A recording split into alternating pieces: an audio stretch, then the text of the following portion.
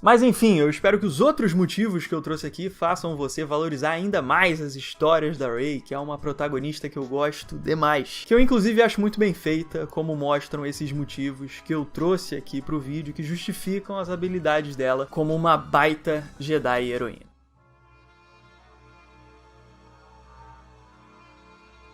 Olá, senhoras e senhores, meu nome é Thiago e sejam bem-vindos de volta ao canal. O vídeo dessa semana é basicamente uma resposta, onde analisaremos a argumentação de um criador de conteúdo chamado Kaique Isoton, onde ele afirma que Rey, a personagem principal da trilogia sequel de Star Wars, não é uma Mary Sue. Apesar do consenso ao redor do YouTube gringo, além de múltiplos fóruns de discussão sobre a série, internet afora. A minha motivação ao fazer esse vídeo rápido foi receber ele como recomendação por mais de uma pessoa, como supostos bons motivos para aceitar que Rey é uma boa personagem, uma boa adição à franquia Star Wars. E como eu já vi esses argumentos rolando por aí antes, eu pensei que seria uma boa ideia responder a eles. Então permita-me de uma vez por todas destruir os argumentos a favor de Rey apresentados nesse vídeo, enquanto exploro questões adicionais que orbitam Rey, e a discussão sobre o desenvolvimento de personagens em geral. Kaique começa o seu vídeo definindo o que é uma Mary Sue, e é aqui que começamos a ter problemas. Ele define Mary Sue como uma personagem com habilidades e ou capacidades desproporcionalmente superiores aos seus treinamentos e ou experiências. Então, um personagem fictício, idealizado ou perfeito demais é chamado de Mary Sue. Eles demonstram ter habilidades e capacidades maiores do que a experiência e o treinamento que esses personagens tiveram. Como se ele não precisasse de uma explicação para ser bom em tudo. Ele simplesmente é bom, sem um motivo por trás disso. Embora esse seja um bom início, essa definição está incompleta. Mary Sue pode ser definida como uma personagem overpowered, como Kaique coloca, mas o detalhe mais importante de uma Mary Sue, que muitos, incluindo Kaique, convenientemente não consideram, é que a personagem, além de tudo isso, não possui falhas morais. E por mais que isso não pareça ser algo importante, eu vou demonstrar por que essa adição é extremamente relevante ao termo mais tarde. O problema de Rey é que ela sofre de ambos os casos, como veremos. Ela não apenas é overpowered, como não possui falhas morais. A motivação de Kaique ao definir Mary Sue dessa maneira parte precisamente do fato de que a maioria das críticas desferidas contra a personagem partem do fato dela ser overpowered.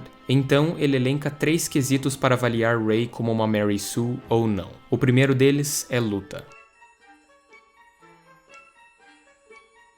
Quando os fãs de Star Wars questionam as capacidades de luta da Rey, a maioria tende a apontar na direção da luta na floresta, onde Kylo Ren é derrotado pela Rey. O interessante é que agora temos The Last Jedi para auxiliar o ponto, mas mesmo assim eu prefiro me ater à luta na floresta. Não apenas porque ela é um bom exemplo, dado que esse evento demonstra uma falta de desenvolvimento gritante da personagem por parte dos roteiristas, como o argumento já é suficiente se analisarmos The Force Awakens sozinho. Então vamos ver quais os argumentos que Kaique trouxe para nos convencer do contrário. O primeiro motivo é o fato de Rey ter demonstrado experiência em combate quando mercenários tentaram roubar BB-8. E um momento chave dessas sequências é a cena em que ela enfrenta 2 ladrões que querem roubar o BB-8. A Rey não deixa os caras roubarem o droid e usando o bastão ela derrota sozinha os 2 ladrões. Essa cena serve para mostrar que a Rey aprendeu a lutar sozinha, para sobreviver em Jakku. Ela não tem ninguém para defender ela por lá, então ela aprendeu a lutar sozinha, na marra. Ele faz questão de reforçar esse ponto ao mostrar que ela passou potencialmente toda a sua vida em Jakku, tendo que se defender de bandidos como esses o tempo todo. O segundo motivo é o fato que Kylo levou um tiro do bowcaster do Chewbacca. E outro ponto muito importante é que o Kylo, quando estava lutando contra a Rey no final do episódio 7, tinha acabado de levar um tiro do Chewbacca no tronco dele, e por causa disso ele estava extremamente ferido. O filme destaca bastante isso, mostrando aquela cena que o Kylo fica estancando o sangue do ferimento, dando aquelas batidas no tronco dele, para mostrar que ele realmente não estava lutando na capacidade total dele, que o cara estava machucado ali. E finalmente, o terceiro e mais importante dos motivos, como ficará claro em breve, é que Rey usou a força. Por fim, a Rey foi guiada pela força para lutar contra o Kylo, que deu os poderes restantes que ela precisava para conseguir derrotar ele. Então vamos dissecar cada um desses pontos com calma. O fato de Rey ter conseguido se defender desses dois ladrões, possivelmente enviados por Unkar Plutt, é algo completamente razoável, dado que ninguém aqui possui treinamento. O mais importante de notar aqui, entretanto,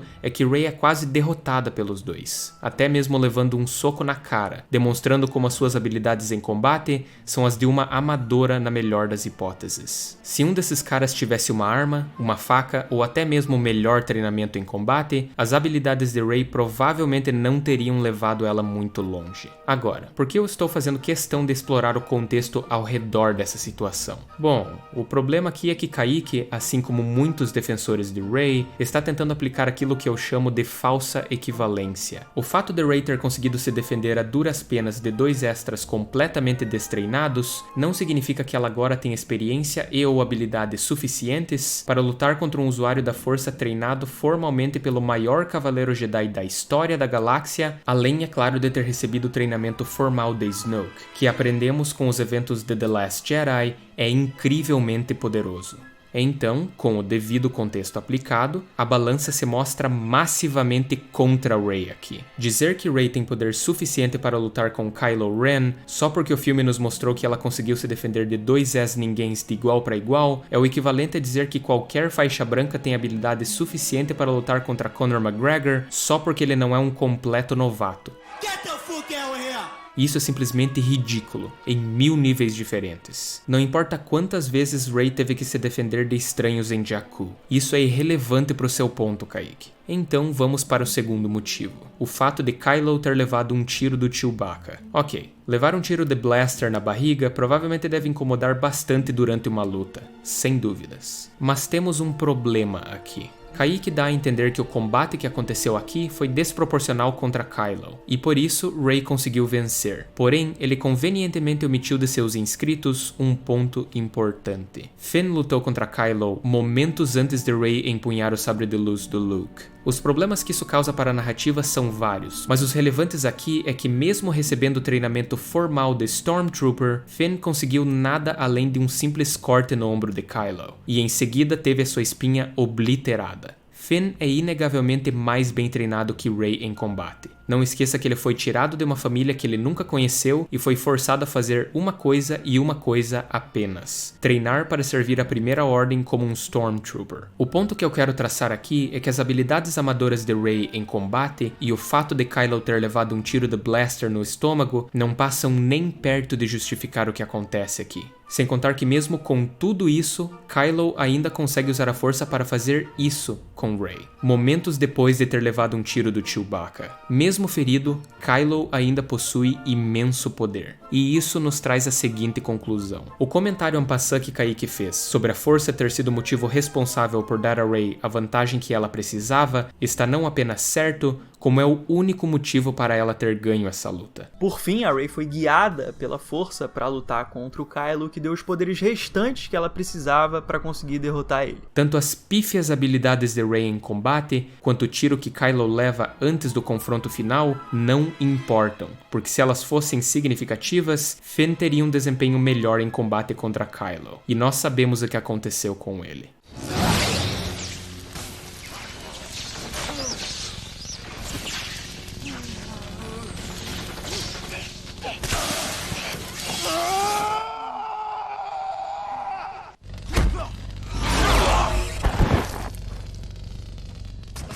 A explicação para Rey lutar de igual para igual com Kylo é inegavelmente o seu uso da força. Então, dados todos esses motivos aqui que eu apresentei, eu acho que a Rey apresenta motivos de sobra para lutar da forma que ela luta. Não. Para cada um dos pontos que você levantou sequer faça um sentido, você teve que omitir os seus respectivos contextos, ao passo que ativamente e convenientemente ignora contra-exemplos que contradizem os seus pontos, cujos quais eu estou agora expondo. Para falar a verdade, todo o ponto da luta que você levantou se escora no fato de Rey usar a força no final do filme, que é o nosso próximo tópico de discussão. Em outras palavras, se o motivo pelo qual a Rey consegue usar a força nesse nível contra Kylo não fizer sentido com os seus próximos argumentos, todos os seus pontos, assim como os de muita gente, cairão como um castelo de areia.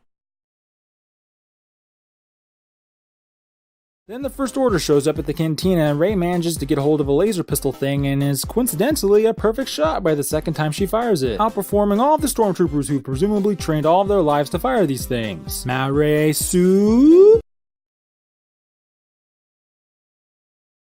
Então vamos finalmente explorar o uso da força pela Rey. A maneira como Rey usa a força nesse filme é absolutamente ridículo, em várias instâncias, indo de visões até resistir interrogatórios e mais tarde o seu uso em combate contra um oponente extremamente bem treinado e formidável, demonstrando um completo desrespeito com o que George Lucas construiu na trilogia original, ao passo que copia cada batida do roteiro de A New Hope como se elas fossem ideias novas.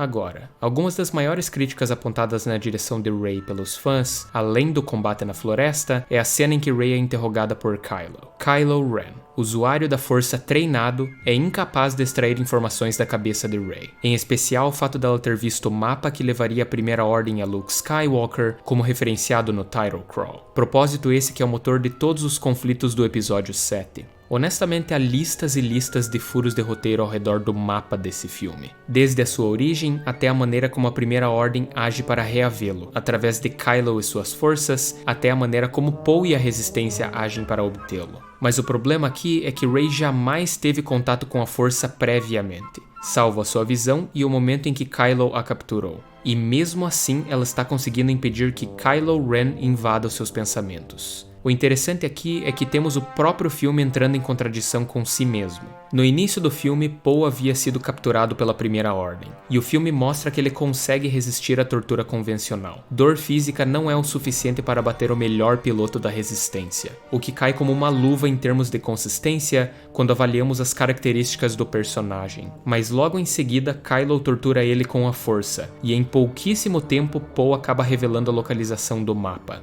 E para dar crédito onde crédito é merecido, essa é uma maneira bem criativa de mostrar quão poderoso é o domínio da força de Kylo. Mas aparentemente uma sucateira randômica conseguiu não apenas superar o controle mental de um formidável piloto treinado para a guerra como Poe, como também conseguiu inverter o uso da força contra Kylo, de alguma forma. Então, com todo esse contexto em posição, eu estou sim muito interessado para ver quais as respostas Kaique tirará da cartola dessa vez para responder essas contradições. Na primeira vez que eu vi o filme, eu logo interpretei essa cena da seguinte forma. O Kylo usou a força para enxergar dentro da mente da Rey e assim ele criou uma conexão direta entre os dois, que fez a Rey descobrir o seu lado sensitivo. Ela sentiu a força ser usada diretamente nela e com isso ela percebeu como que ela podia manipular essa energia que ela estava sentindo, como que ela podia ser uma sensitiva da força de fato. Não, ele não tá brincando. Essa é a desculpa brilhante que ele tem para explicar como uma personagem completamente destreinada conseguiu impedir um usuário da força como Kylo dominasse ela mentalmente. Ai meu Deus do céu,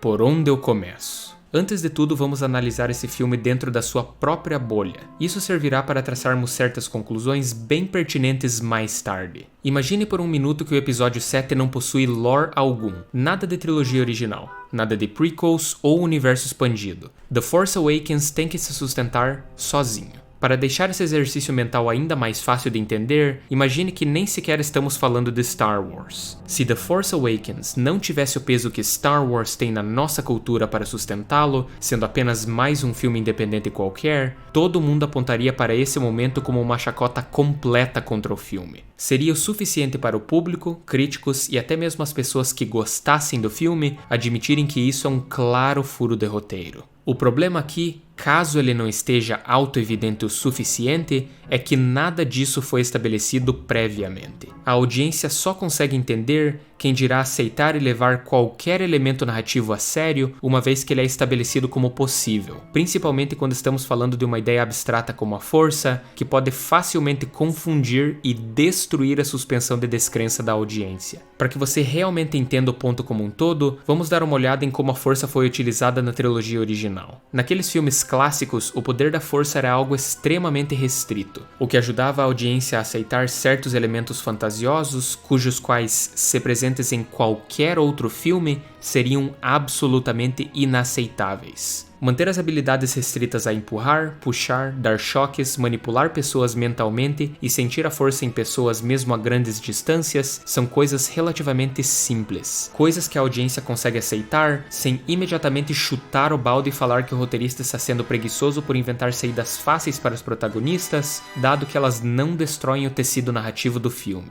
E, portanto, a audiência consegue manter a sua imersão. Agora, imagine se Darth Vader, do nada, utilizasse a força para destruir um planeta em qualquer um dos filmes da trilogia original. Por que isso seria absolutamente inaceitável? Por um motivo muito simples, isso destruiria a suspensão de descrença da audiência quando se leva em conta o que foi estabelecido anteriormente. E é exatamente o que está acontecendo aqui. Algo importante que os fãs e os roteiristas dessa nova trilogia esqueceram é que George Lucas deixou claro em seus filmes que esses poderes, essas habilidades especiais, vêm com um custo. Primeiro, é implicado fortemente que as pessoas nascem com esses poderes, referindo-se à ancestralidade. E segundo, mesmo nascendo com esses poderes, os usuários da força ainda precisam treinar duramente para aprender como utilizá-la a seu favor. Vestir o chapéu de roteirista por um momento torna essa regra quase que naturalmente óbvia. Se os usuários da força simplesmente tivessem esses poderes gratuitamente, sem jamais precisar se esforçar para aprender como dominar essa arte, isso significaria que eles simplesmente são super poderosos, o que diminuiria drasticamente os feitos desses personagens ao usar esses poderes para realizar os seus objetivos. Esses custos são narrativamente importantes porque sem eles, nós como audiência somos forçados a simplesmente aceitar que certos personagens são overpowered, sem nenhuma explicação ou entendimento.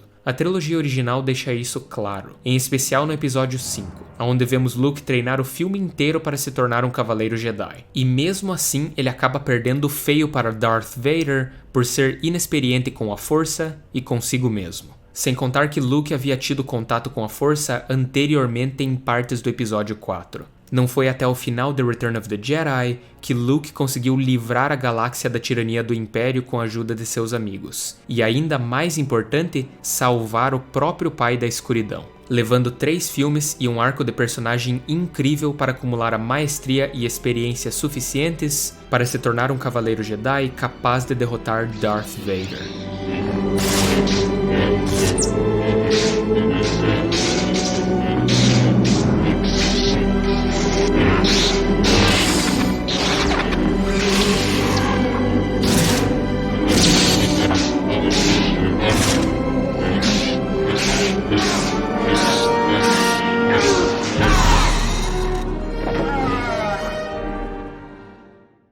E mesmo assim, os fãs de The Force Awakens querem te convencer que Rey, sem treinamento, experiência ou sequer contato prévio com a força, consegue não apenas empunhar um sabre de luz que ela nunca usou antes, mas também abrir a cara de um dos personagens mais fortes estabelecidos na franquia, literalmente. O que eu quero que você entenda aqui é que um conceito vago como a força é um elemento narrativo extremamente complicado de se lidar. E como esse elemento sozinho poderia facilmente destruir a fantasia da saga como um todo, por criar inconsistências e problemas no desenvolvimento de certos personagens ou eventos no filme, como vem acontecendo o tempo todo com essa nova trilogia graças à incompetência dos roteiristas, George Lucas teve cuidado de criar limitações, para que esses poderes impressionantes não fossem completamente arbitrários e, mais importante, aceitáveis de um ponto de vista narrativo. Mas o problema aqui é que The Force Awakens não queria a responsabilidade de ter que respeitar regras ou consistência dentro da série. J.J. Abrams quis brincar com os elementos da franquia, brincar com o lore da saga, brincar com os personagens da trilogia original, brincar com a força, com o sabre de luz do Luke, com a Millennium Falcon, mas não quis ter um pingo de responsabilidade. Não quis ter o trabalho de desenvolver o terreno e respeitar a consistência da saga para que os seus resultados narrativos sequer fossem plausíveis. Se esse filme fosse independente, nenhum roteirista em sã consciência teria coragem de ser tão preguiçoso a ponto de inventar uma coisa chamada força e usar ela para fazer o seu personagem ficar overpowered no meio do filme, sem ter estabelecido isso antes e a custo zero para a personagem principal. Mas porque estamos falando de Star Wars, os roteiristas sabem que podem se ancorar no investimento emocional da audiência, para manipular um elemento bem estabelecido da maneira que lhes foi conveniente, sem ter cuidado ou respeito algum pelo que fez a força, um elemento não apenas aceitável dentro do lore de Star Wars, mas também interessante ao longo das histórias dos episódios 4, 5 e 6. Tudo isso posiciona o episódio 7 em uma armadilha. Se ele não se apoia no lore da trilogia original, ele é nada mais do que uma piada pronta, dado que o roteiro simplesmente deu essas habilidades para Rey do nada, sem jamais ter estabelecido isso como uma possibilidade e a custo zero. Mas se ele se apoia na trilogia original, ele entra em contradição, dado que Rey não apenas tirou essas habilidades do nada, como não recebeu treinamento ou entendimento algum da força, algo estabelecido como necessário para que qualquer usuário da força sequer possa usar ela para sua vantagem. O que é insultante à trilogia original, aos próprios fãs, percebam eles ou não, e é claro, à inteligência da audiência. Honestamente, eu acho triste ver certos fãs dessa série se submetendo a esse nível absurdo de contorcionismo mental para tentar explicar o que é um simples e inegável furo de roteiro, ao passo que tentam defender uma personagem pateticamente desenvolvida. Ironic. Antes que vocês ergam tochas na minha direção, eu quero deixar algo bem claro aqui. Eu não estou dizendo que você, ou o Kaique, ou quem quer que seja, não podem gostar de Rey como uma personagem. Goste o quanto você quiser dela, porque gostar é algo subjetivo, e portanto, ninguém pode tirar isso de você que não seja você mesmo. Mas eu não estou discutindo subjetividade aqui. Nós estamos avaliando se a personagem é ou não bem escrita usando critérios puramente objetivos e falseáveis. E como a objetividade só precisa seguir padrões definidos e mensuráveis e respeitar consistência, ao passo que ignora emoções como venho demonstrando brevemente aqui, qualquer pessoa pode analisar o roteiro desse filme e demonstrar por que certos argumentos fazem ou não fazem sentido. E é exatamente essa capacidade que estamos exercitando aqui ao apontar como Kaique errou nas suas avaliações da personagem. Então, para concluirmos esse ponto, o filme não nos dá nenhum motivo para aceitar que Rey tem as habilidades necessárias para enfrentar Kylo Ren, apesar do que muitos querem que você acredite. Rey deveria ter cedido à interrogação como Poe cedeu, e deveria ter perdido a luta como Finn perdeu, mas isso é algo que os roteiristas jamais poderiam deixar acontecer. Portanto, simplesmente dizer que a força despertou em Rey é nada mais do que uma desculpa esfarrapada, uma cortina de fumaça para desviar de críticas, dado que esse evento entra em contradição com todo o lore da saga, o que enfraquece o filme como um todo quando comparado com a trilogia original. E tudo isso só para que os roteiristas pudessem ter aquilo que eles queriam no momento que eles queriam, sem nenhum esforço narrativo. Ah, você quer uma personagem overpowered no meio do filme, mas não quer ter o trabalho de desenvolver nada? Simples. Diga que a força despertou nela e pronto. Problema resolvido. Você não precisa mostrar mais nada. Treinamento, conflito, derrota, nada disso. E assim que as pessoas apontarem para o óbvio, dizendo que a sua personagem é nada mais do que uma Mary Sue, é só você dizer que a pessoa não prestou atenção ou interpretou o filme de maneira errada. Roteirização é realmente algo maravilhoso, quando você pode se ancorar em elementos vagos para eximir furos de roteiro de escrutínio, não é mesmo? Mas enfim, vamos continuar porque temos mais para falar sobre Rey. People are counting on us. The galaxy is counting on us. Solo, we'll figure it out. We'll use the Force. That's not how the Force works.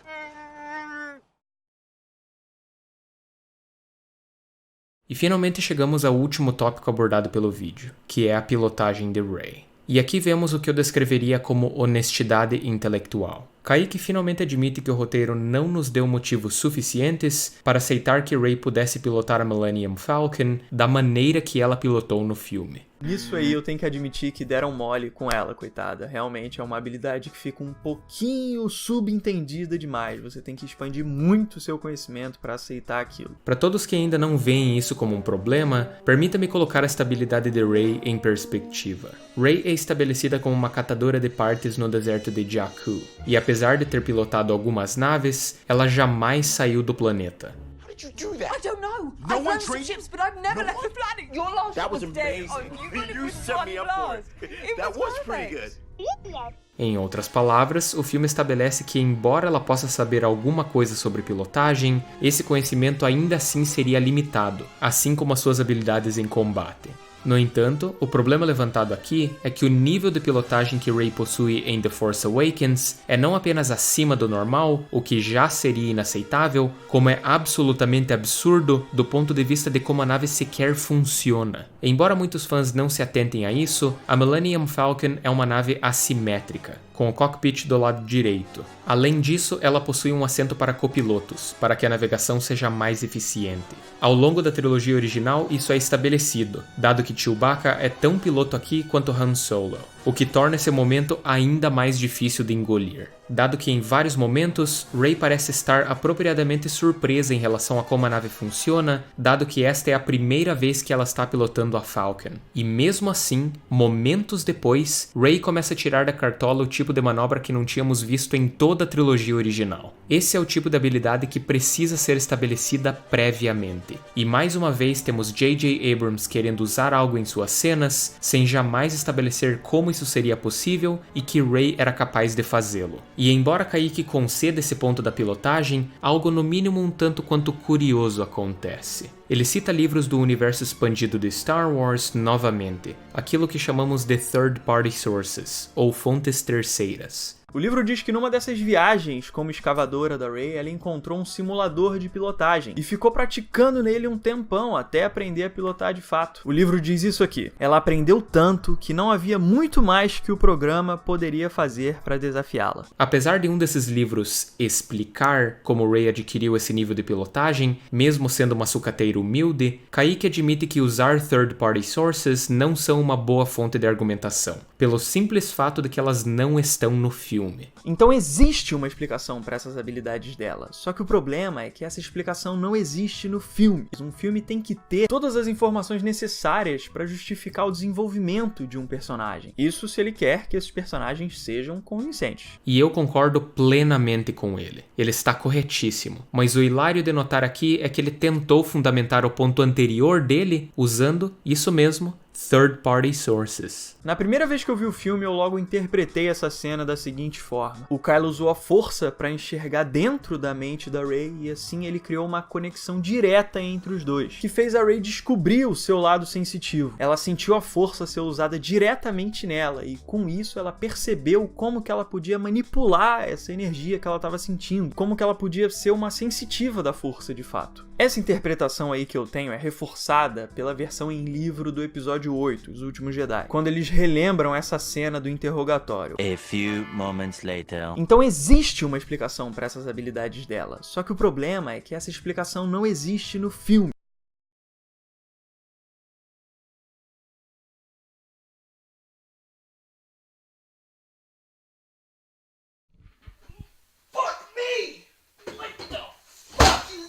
Como você consegue escrever isso no mesmo roteiro? Para todos que ainda não perceberam, ele tentou explicar a cena da interrogação dizendo que a interpretação dele ao ver o filme foi que Rey de alguma forma conseguiu acessar a força quando Kylo tentou invadir a mente dela. Tudo bem, você pode ter interpretado a cena dessa maneira, mas se você quer demonstrar que a sua interpretação está correta e que essa de fato foi a intenção do roteiro, você deve demonstrar aonde isso foi estabelecido no roteiro. E por um acaso Kaique aponta para alguma explicação no roteiro do filme? Não. Ele simplesmente cita que um livro do universo expandido corrobora esse ponto. Então deixa eu ver se eu entendi. Se você tirar da sua cabeça algo que calha de ser corroborado mais tarde, isso significa que você pode então fundamentar o seu ponto usando third-party sources. Mas se você não consegue inventar algo que calha de ser corroborado mais tarde, aí você não pode fundamentar o seu ponto usando third-party sources. Permita-me ser mais claro, Kaique. Ou um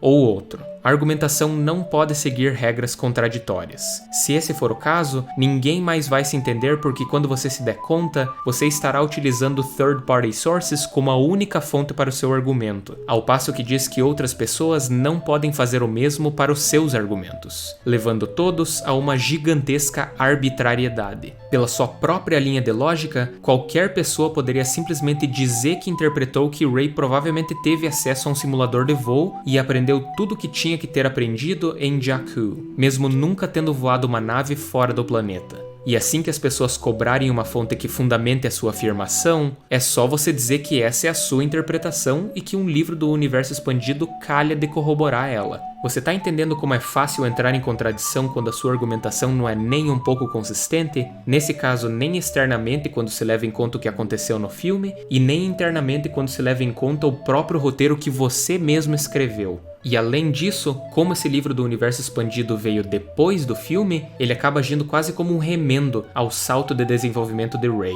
ao invés de agir como uma explicação plausível, dado que o filme jamais cita que o simulador sequer existe. Se o simulador foi o que fez ela ser tão incrível em pilotagem, como o livro sugere, assim que Finn tivesse perguntado como ela conseguiu navegar a Millennium Falcon com tanta maestria, ela certamente citaria o seu treinamento prévio com o simulador como o motivo, mas jamais encontramos isso no roteiro do filme, o que no mínimo é um tanto quanto curioso. Enfim, mesmo refutando cada um dos pontos que Kaique levantou, o mais grave de todos ele simplesmente não aborda nesse vídeo. Apesar de ser o aspecto mais importante ao discutirmos se Rey é ou não uma Mary Sue. Mas para clarificar, pelas definições do próprio Kaique, Rey cai sim na categoria de Mary Sue, dado que cada um dos seus contrapontos dependem de omissões deliberadas e de um uso gigantesco de conveniência por parte dos roteiristas. E é claro, dependem de uma interpretação subjetiva dos fatos, que só é corroborada por third-party sources, que ele mesmo estabelece que não são suficientes para justificar má roteirização. Sem contar que o próprio filme se ancora na trilogia original para existir, ao passo que entra em contradição com a mesma. Mas enfim, com isso fora do caminho, podemos partir para a discussão do próximo aspecto.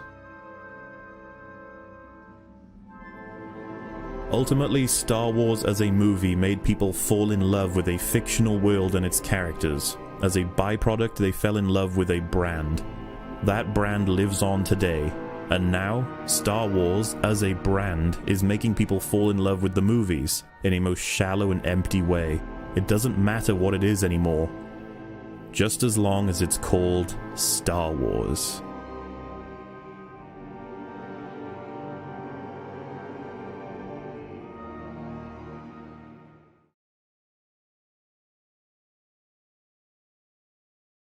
O aspecto mais importante que eu queria entrar em detalhes aqui é o caráter de um personagem. E eu usaria o caráter como aspecto mais importante na hora de definir se Rey é ou não uma Mary Sue, porque dizer que uma personagem possui habilidades não bem desenvolvidas não necessariamente a torna uma Mary Sue. No caso de The Force Awakens, Rey se torna superpoderosa sem nenhuma explicação plausível, mas isso é apenas parte do problema. Mary Sue em si é uma personagem idealizada como perfeita porque ela não possui falhas ao passo que não possui limitações. No caso da Rey, ela não possui falhas morais ou obstáculos cujos quais ela deve superar para se tornar uma personagem melhor, e isso a torna uma personagem perfeita logo de início. A maneira mais fácil de deixar isso claro é olhar para Luke como um ponto de comparação. Se você assistir ao episódio 4, você vai encontrar um jovem imaturo, impulsivo, inexperiente, impaciente, inseguro e cheio de dúvidas. Mas ao longo dos filmes, nós vemos Luke crescer além de cada um desses aspectos que limitam as suas capacidades, realizando o que poucos teriam a habilidade, a força e a coragem para levar a cabo, se tornando um grande herói para o universo de Star Wars ao destruir o Império e trazer paz para a galáxia, e para nós ao oferecer lições importantes sobre a vida. Mas se você começar a assistir essa nova trilogia por qualquer um dos episódios 7, 8 ou 9 por primeiro, eu garanto que você não vai encontrar diferença alguma em Rey no que tange o conhecimento sobre a sua personalidade. Eu creio que Moller deixou isso absolutamente claro na sua crítica a The Last Jedi. So, to review, Her literal flaws are, she wants to find people to love and give her guidance. She believes in the good of people even if they are evil. There is nothing wrong with this heavenly creature, no hardship or cross she has to bear. She's not greedy, prideful, self-centered, emotionally stunted, emotionally unstable, selfish, reckless, overconfident, naive, blinded by love, womanizing, stupid, psychopathic, self-righteous, narcissistic, inexperienced, overly ambitious, narrow-minded, morally ambiguous, or arrogant. She has no vendetta, addiction, superiority complex, bloodlust, jealousy, or lust for power. She is a person with no flaw that could be considered something to work on personally while being incredible at every activity she engages in. This, in common analysis, is known as a Mary Sue. As much as people fight the tide on this, it is exactly what Rey is. She is a classic example. It has nothing to do with her being a girl. A Mary Sue character isn't good for a story because there's no room to grow, to learn, to change. She's already made it there. She's already better than Luke, Poe, Kylo, Finn, and the rest of the characters as they have a semblance of a flaw that is utilized in the film. Arguably. But not her. She is perfection, while going through no hardships or tough lessons. In fact, she imparts lessons to other far more experienced individuals regularly. I bypassed the compressor. Huh. What are you doing back there? Are you ever going to fight back? I'm working on it! You will never be as strong as Darth Vader.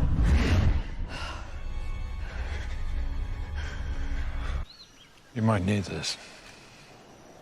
I think I can handle myself.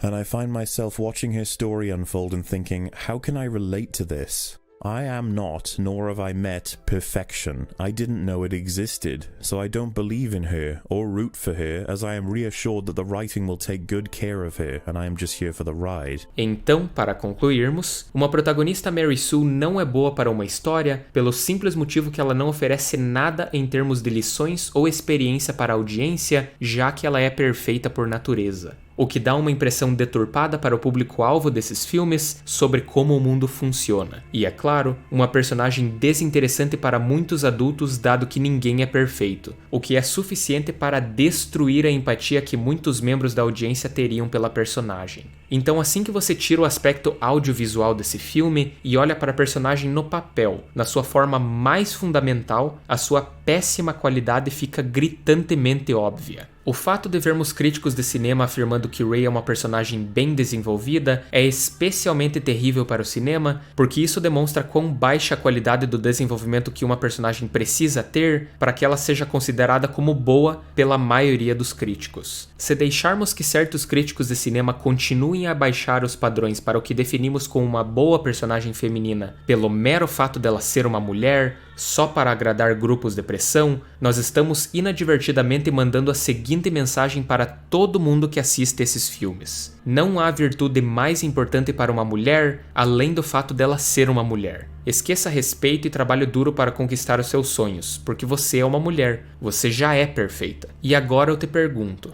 você acha essa uma boa mensagem para passarmos para meninas mundo afora? Que elas simplesmente são virtuosas pelo mero fato de serem mulheres? Como você acha que o mundo vai tratar essas garotas quando elas se sentirem superiores a todos ao seu redor e no direito de querer tudo? O mundo vai esfolar essas garotas vivas num estalar de dedos. E nós estamos deixando que isso aconteça em massa, ao eximir motores culturais como esses filmes de críticas completamente justas e pertinentes. Agora, algo importante de ser discutido aqui é a ideia de que Rey recebeu todos esses atributos por causa do clima das discussões políticas de hoje em dia, em especial de agendas feministas. Mas nós não temos motivos suficientes para chegar a essa conclusão, né?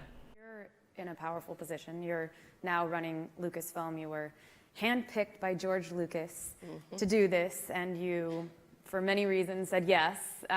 Can you talk about what you're doing today, not only hiring women at Lucasfilm, but also producing the new Star Wars episode, what you've done to instill more strong Well, one female of the characters. things, I mean, the fact that the company was bought by the Walt Disney Company has been amazing because they very much support the fact that we are trying to grow in the workforce a number of women in executive positions and in all positions inside the company. and with the movies that we're making and with the protagonists that we're putting in the stories. So I get a huge amount of support with that. But we have 50% of our executive team are women. Mm-hmm. And 6 out of 8 of the people in my story group are women. And I'm sure there's a lot of people that would be surprised that we're making Star Wars movies and the majority of the people involved in the development of those stories are women. Mm-hmm. And I think that it's making a huge difference in the stories that we're trying to tell. The fascinating thing that I look back on is that the fact that that opportunity was afforded me, it's really put me in a position to make decisions that affect a lot of the women that I work with today that I think has made a huge difference. I mean, the fact that I can sit in a meeting and say, I think the protagonist should be a woman. Mm-hmm. I think that those are the kind of changes that are really, really important in our business. And that was the beginning. That was the opportunity that afforded me that position. I feel it is going to happen. We are going to hire a woman who's going to direct a Star Wars movie. I have no doubt. Enfim, algo que precisa ser deixado claro aqui é que Rey é uma péssima personagem que calha de ser mulher. Em outras palavras, se trocássemos o gênero de Rey, colocando um homem na sua posição sem mudar nenhum de seus atributos como personagem no papel, todas as críticas a esse personagem que eu e muitos críticos antes de mim desferiram permaneceriam intactas. Mas hoje em dia é uma atmosfera bizarra que tenta blindar qualquer personagem feminina de críticas pelo mero fato dela ser mulher, como se uma personagem feminina estivesse além de críticas simplesmente pelo seu gênero. Rey não transcendeu a capacidade crítica de ninguém. Ela não só pode, como deve ser criticada como a péssima personagem que ela é. E depois de tudo isso, eu acho genuinamente hilário ver falsos críticos de cinema mudando o poste para sua posição final, aonde eles tentam nos fazer engolir a narrativa de que se um filme que tem diversidade deu dinheiro, então o público está interessado em diversidade, e você é só um dinossauro que não aceita o mundo feminista de hoje, como se não houvessem fatores muito mais importantes para determinar o sucesso de qualquer uma dessas propriedades intelectuais em questão, ao passo que ignoram filmes que floparam por tentar se apoiar em ideais feministas patéticos. Because in Hollywood, remember kids, it's not important if it's of high quality. Only if it makes money. Now, I don't want to, I mean, a good example would be Transformers. And to be completely fair to Michael Bay, I've never seen a Transformers film. I know they're among the highest grossing films in Hollywood history. I saw a trailer and I'm too old to process that much information. I mean, the thing looked like it was edited in a Cuisinart. If you try and count 1,000, 2, 1,000, and it's just mind-boggling. And they're cutting everywhere where you don't know where you are. I mean, it's cinema of bewilderment, you know? But what I'm saying is, they keep making, all I'm saying is I've never met anybody that's my age or probably even your age that say, oh, I love that movie. You know, most people are disparaging of that particular franchise, but they keep making them because they make huge amounts of money. And oh my God, I just realized this is all on film. Because I shouldn't have gotten that specific, you know, I mean, especially since I've never seen those movies, you know? But my larger point was, it doesn't matter if it's good as long as it makes money. So because The Force Awakens made a lot of money, I can't be, it's not ergo, it's good. E ainda mais interessante é ver que essas narrativas implodem assim que você pergunta para qualquer homem se ele gostou e ou aprendeu alguma lição de vida importante com qualquer uma das seguintes personagens: Princesa Leia Organa, Princess Leia, are you all right? It's not bad. Freeze! Oh dear. Don't move.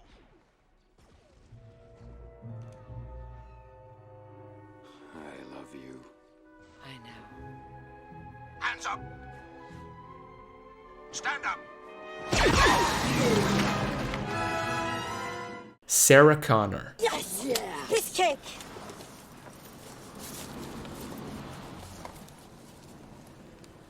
That her? Yes. So she's pretty cool, huh? No, she's a complete psycho. That's why she's up at Pescadero. It's a mental institute, okay? She tried to blow up the computer factory, but she got shot and arrested. Oh, shit.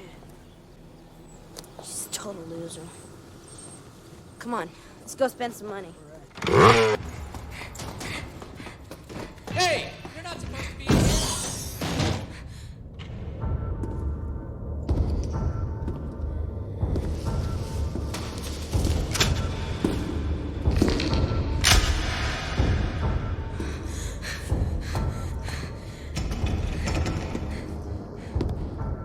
Hey! Hey!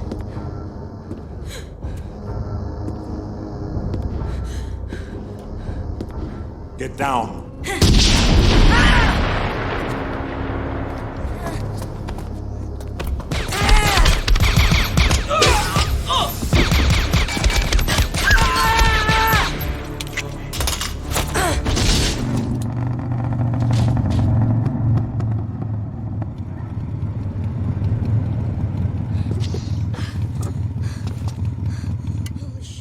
Now, don't take this the wrong way, but you are a Terminator, right? Yes.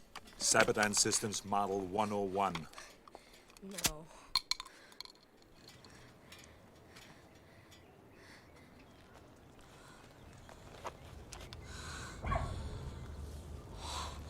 Holy shit. You're really real. See, we spent a lot of time in Nicaragua and places like that. For a while there, she was with this crazy ex-Green Beret guy, running guns. Then there were some other guys. She'd shack up with anybody she can learn from so she could teach me how to be this great military leader. Then she gets busted. And it's like, sorry kid, your mom's a psycho, didn't you know? It's like everything I've been brought up to believe was all made of bullshit. I hated her for that. But everything she said was true.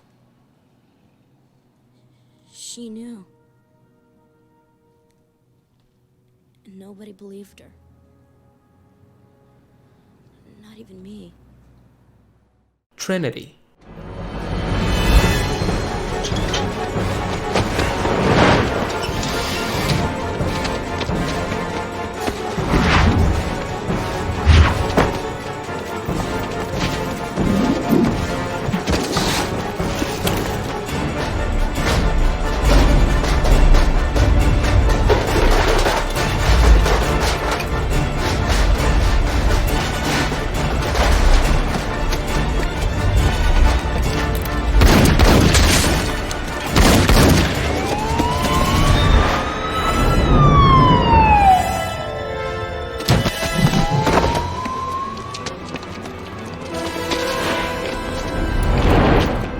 It's impossible.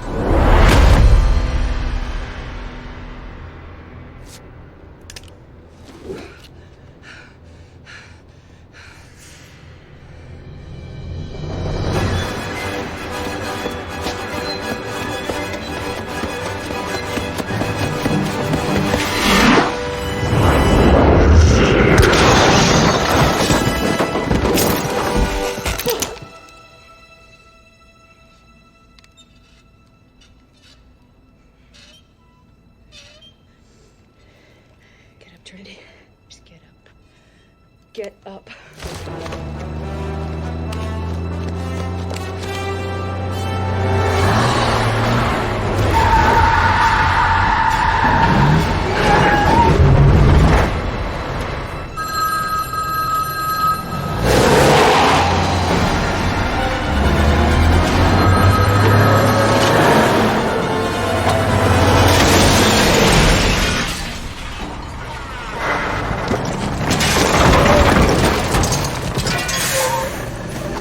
Imperator Furiosa.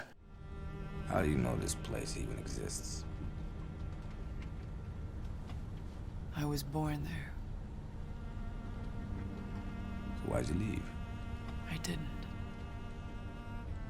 I was taken as a child.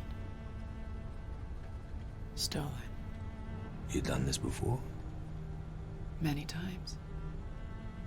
Now that I drive a war rig,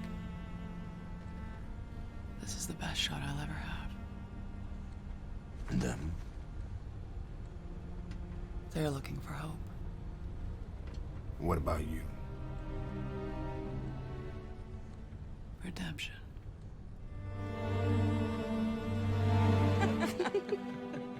I can't wait for them to see it. See? Say what? Home. The green place. But if you came from the west, you passed it. The soil. We had to get out. We had no water, and The water was filth. it was poisoned. It was sour. And then the crows came. We couldn't grow anything. Where are the others? What others? The many mothers. We're the only ones left.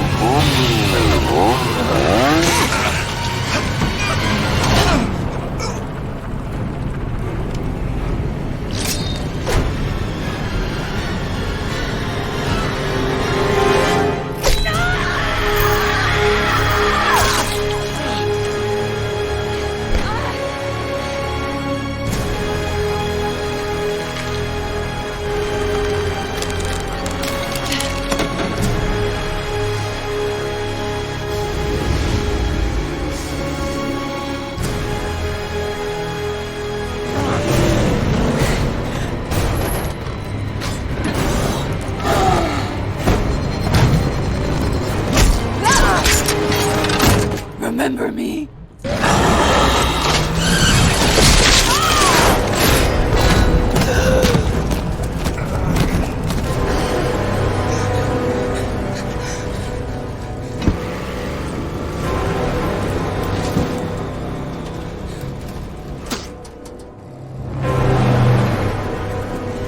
He's dead! He's dead! Claire Underwood.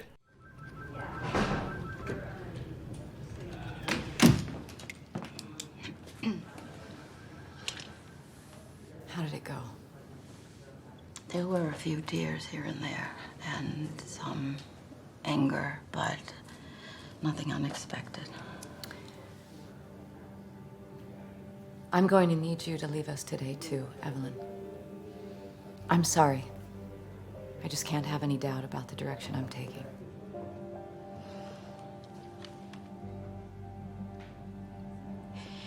You just had me fire 18 people. I know. I sat across from them in this room, and I had to tell each and every I one know. of them. I am 59 years old. Nobody hires anybody my age. I will write you any kind of To do recommendation. what? Bag groceries? I'm sorry, Evelyn. I No, truly you're not. You am. don't give a fuck. 18 people, Claire. 19, if you count me.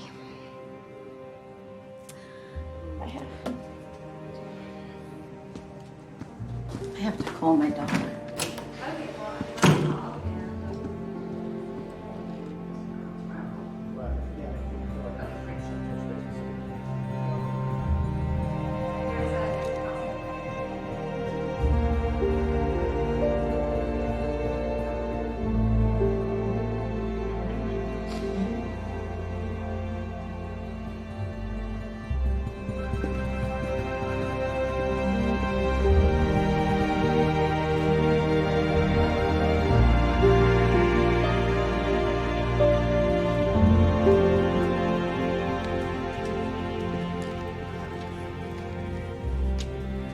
I know today has been tough. A lot of your colleagues have left, and I owe you an explanation. Many of those who left us today helped build the CWI from the ground up. I'm grateful to them. But it is time for us to evolve. And to accomplish this, we had to make hard choices and bring in new people. That's what today was about. You have any questions? My door is always open.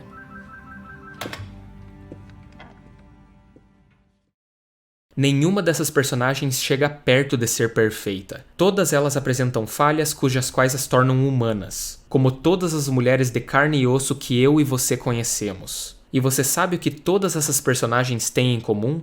Todas elas foram criadas por, isso mesmo, homens. Isso significa que gênero na hora da criação de uma personagem é apenas mais um fator, e tentar fazer com que esse fator seja a coisa mais importante quando discutimos um personagem, seja ele homem ou mulher, é não apenas limitante em termos de personalidade, como é redutivo em termos de storytelling, dados os exemplos que eu acabei de apresentar. E com a seguinte mensagem eu encerro esse vídeo.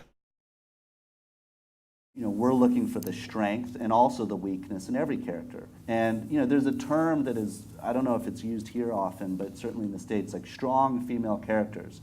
I take a little bit of issue with strong female characters as though, you know, why do you have to put the word strong in front of it? I mean, there are strong male characters and weak male characters. There are strong female characters and weak female characters. You can kind of look at a spectrum, and on one end of the spectrum is misogyny and neglect. Misogyny, we all know what that means, but there's a sort of indirect form of misogyny, which is like the absence of female characters or substantial storylines for them, or that they're just relegated to their body or just to their relationship to a man. So that's one end of the spectrum, and that's bad. The other end of the spectrum is trying to place women on some sort of pedestal, you know, trying to make them these sort of goddesses or fantasies, and almost trying too hard to make them strong, which is another way actually of neglecting the complexity of their lives. So if you avoid those two ends and just say, well, we're just going to say this character, man or woman, has a need. What is that thing that they need, and what are they willing to do to get that need? Then you can begin to, I think, address gender in a sophisticated way. Obviously, there are certain things that are different in the human experience between men and women. If Frank Underwood were having perimenopausal hot flashes, that would be strange. Like, that's not an experience a guy's going to have. It is an experience that women can and will have. So we told that story for Claire, in part, in season 1, but here's the big thing. That wasn't her story. That was part of her life. But if we had said this is her story, and her story is only one that is relegated to something that's gender specific, then we would have been reductive with her. But if we're just telling the story of Claire Underwood, and it so happens because she's this age, that this is something she's going through, then we're just being realistic.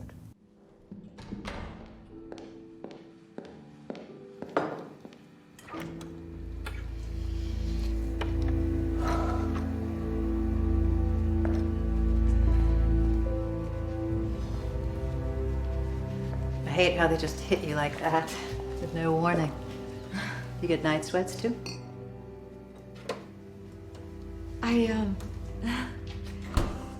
This is very new to me. Does Frank know? We haven't, no. I'm sorry, we don't have to talk about this. No, it's fine. I'm just, It's fine, I feel better now. Could I have a little bit more? Sure.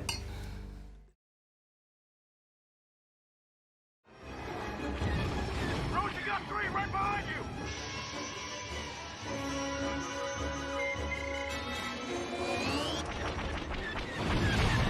I can't lose him!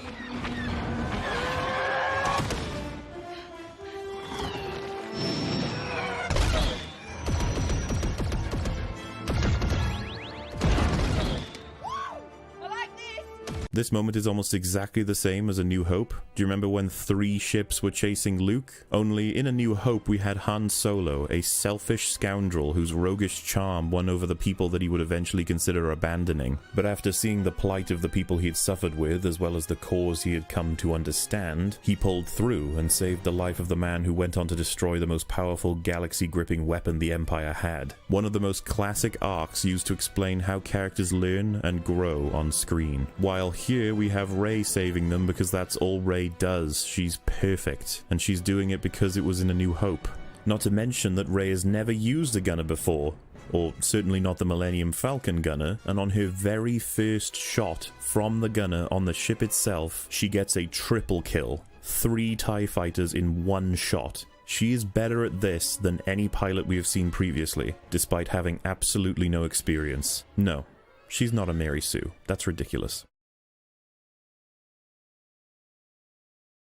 Whoa, whoa, everyone's fascinated. Look at that cool costume. Like, that's what I mean by surface level. Doesn't matter who she is, what she does, anything. It looks neat. It's a shiny object in front of a cat. That's all it is.